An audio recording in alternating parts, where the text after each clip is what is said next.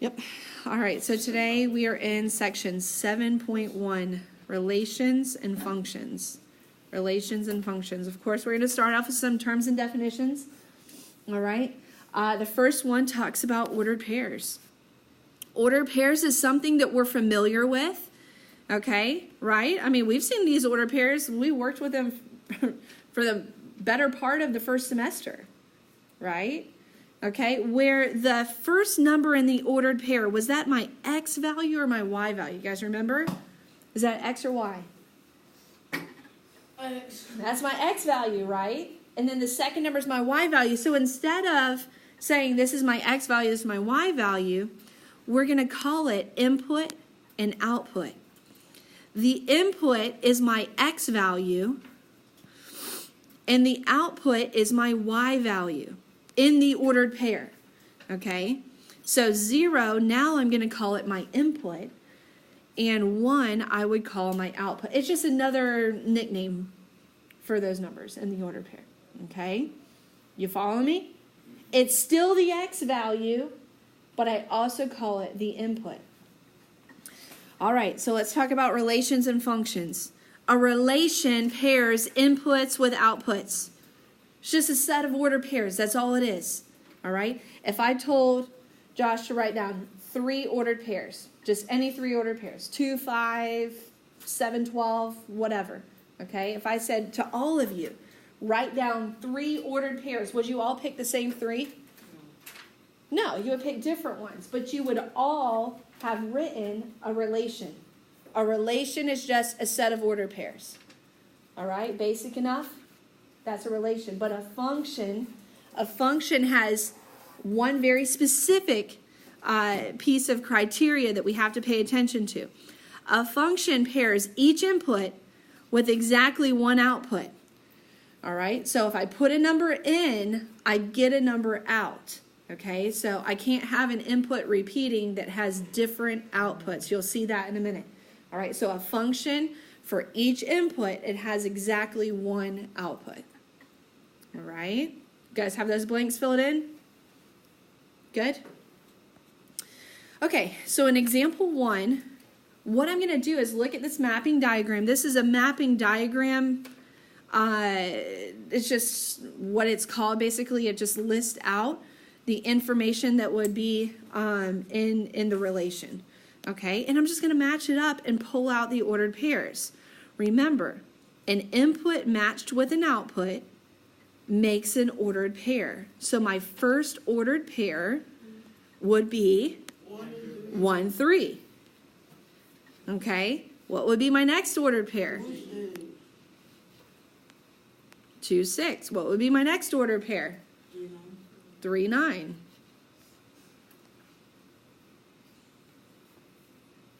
And then what's my last one? 4, 12.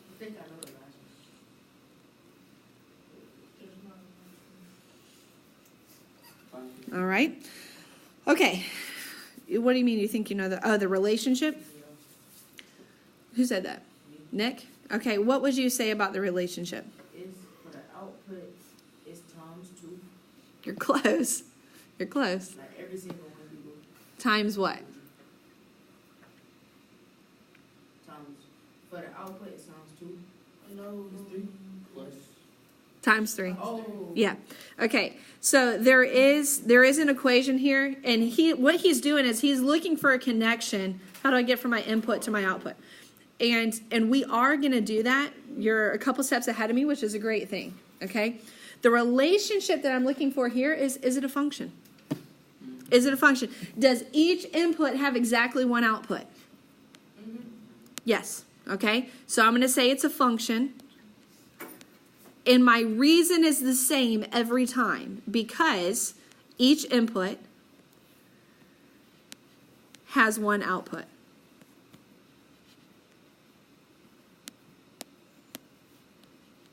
Okay, so we can do a little bit of abbreviating. That's fine.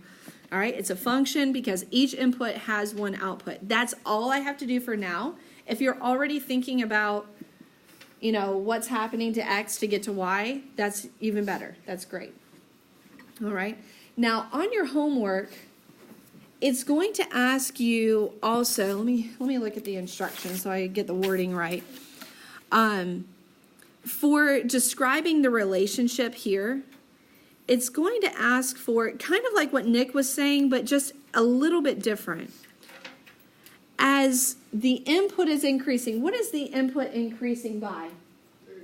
On each one. It's increasing by 1. Okay, so I'm going to say as the input increases by 1,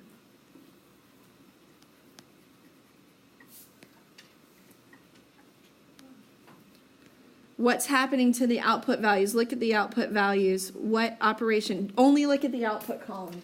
The output increases by 3.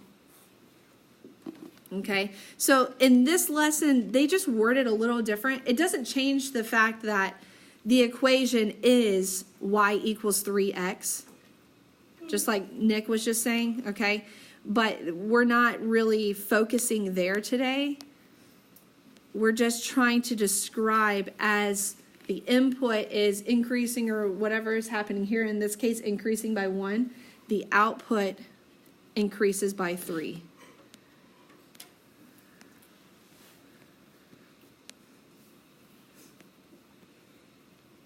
Okay, all right, so let's look over at the second mapping diagram. Okay, we need to first start out by just pulling out the ordered pairs. Okay, so let's do that. Let's pull out the ordered pairs. Say our ordered pairs together, guys. 0, 0. What's the next one? 2, 1. What's the next one? 2, negative 2. And what's the next one? 4, okay, 4, negative 3. All right, so does each input have exactly one output? No. Which one do you see that's repeating? 2, 1, and 2, negative 2. Very good. Okay, so as soon as I see this input value, does everybody see that 2 repeats? Okay, it has to have the same output value. So it goes 2, 1, then 2, negative 2. Each input has to have one output. So this is not a function. Okay, so I say not a function because the input value of 2 repeats.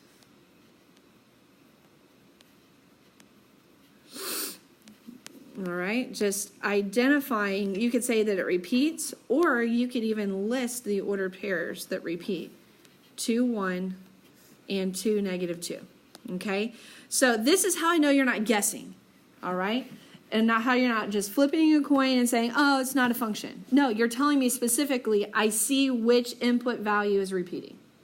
All right, so just make sure you do that part. Okay, here we go. So in example 2, we're going to actually just scale it back a little bit. We don't have to list the ordered pairs now. I just want to say, okay, is it a relation?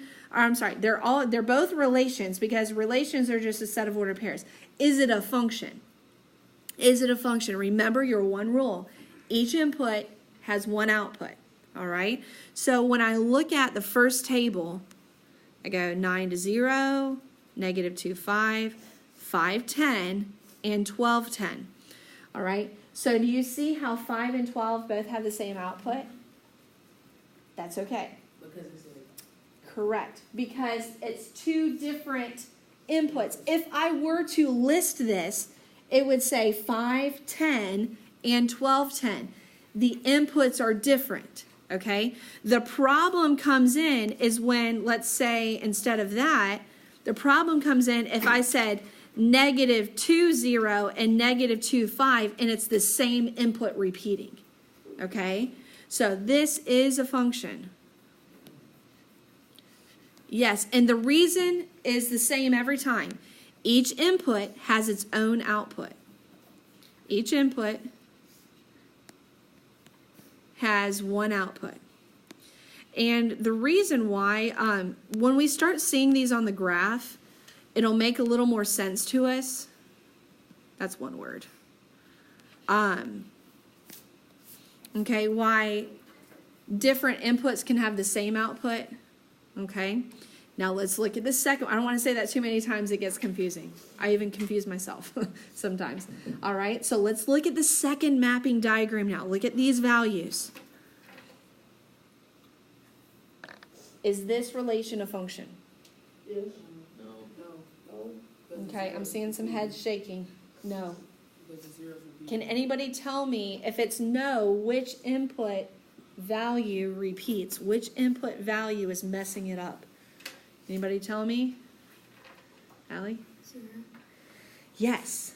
0. If I were to be listing these ordered pairs, does everybody agree it would be 0, 5 and then 0, 6? So 0 repeats and has different output values. That can't happen. Not with the function. Okay? So it's not a function.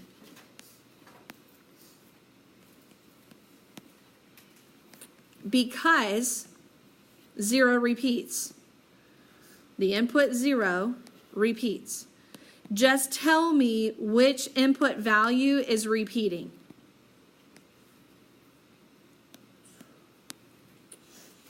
All right? And it has a different output. If you just want to list the order pairs, that would be fine too. For example, what if I had 2 order pairs and it was 0, 5 and 0, 5? The input does have the same output, even though it's listed twice. That's still okay if it's the exact same point. All right?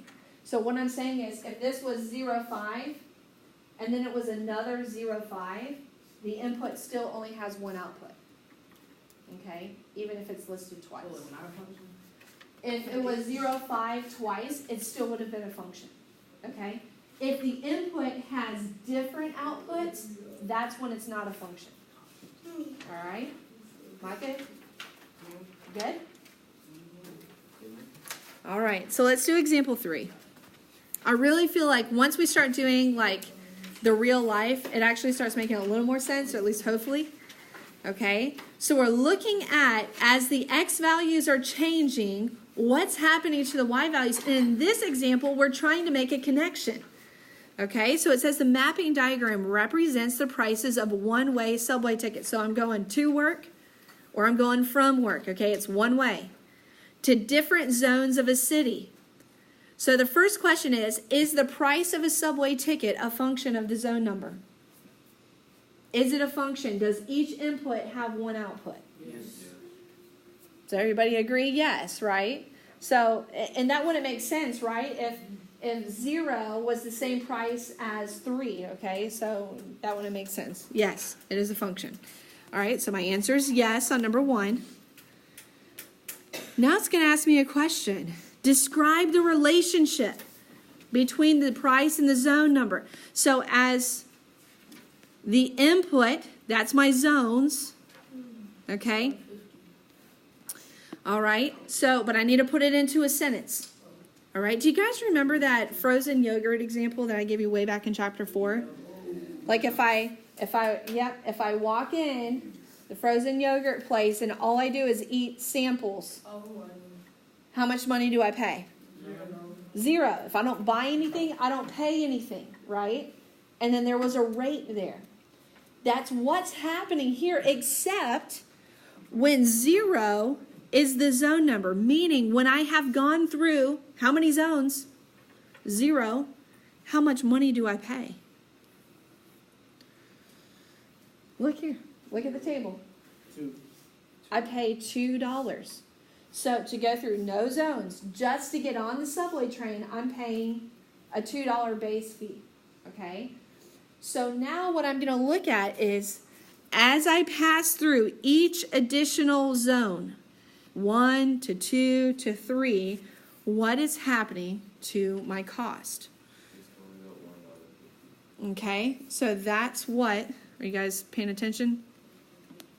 That's what it means to describe the relationship. Okay, for each zone,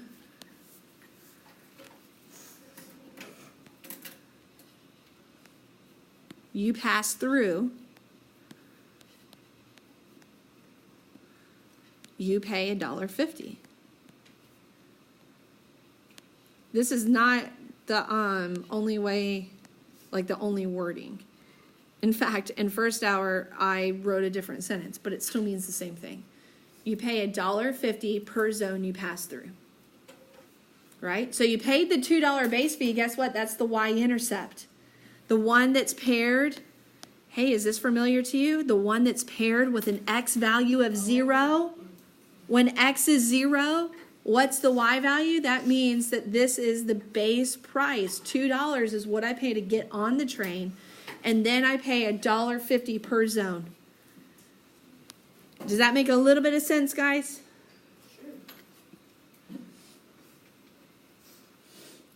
All right. Okay, so you're going to have to do that on a problem. All right. Okay, one more example. I want you to draw your own mapping diagram, okay? So what you're going to do, this is not an input-output table, although it's kind of similar. You're going to be drawing the arrows, okay?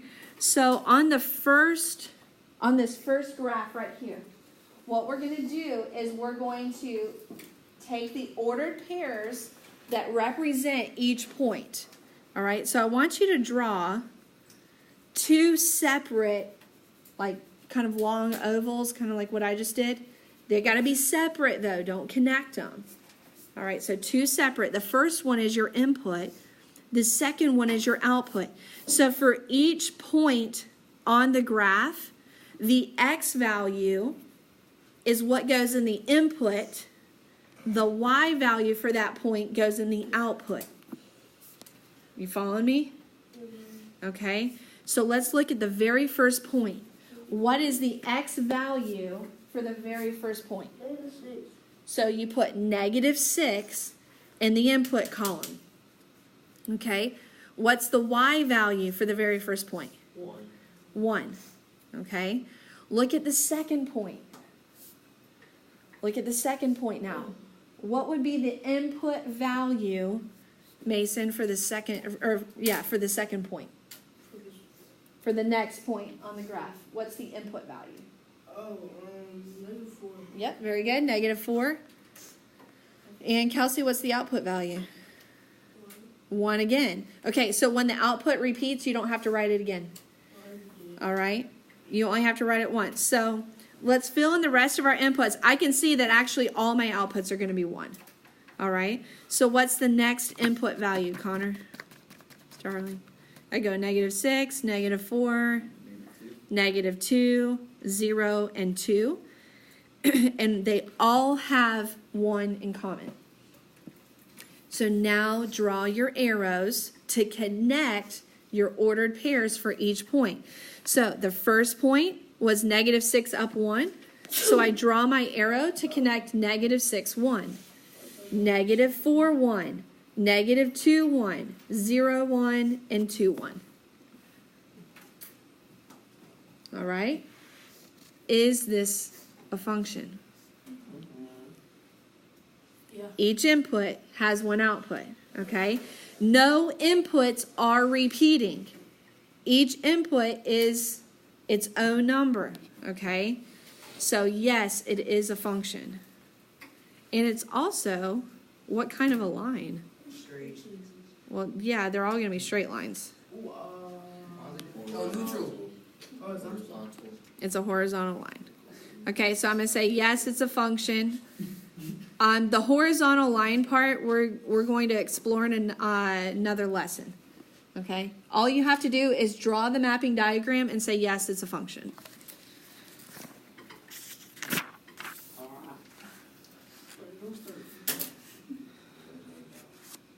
Okay? All right, so I want you to do the last one, okay? And this is the last thing we're going to do, and then we'll work on homework. Just draw it underneath. Yeah, you can draw it small underneath. Even if you use the first couple lines that are kind of in the homework, that's no big deal.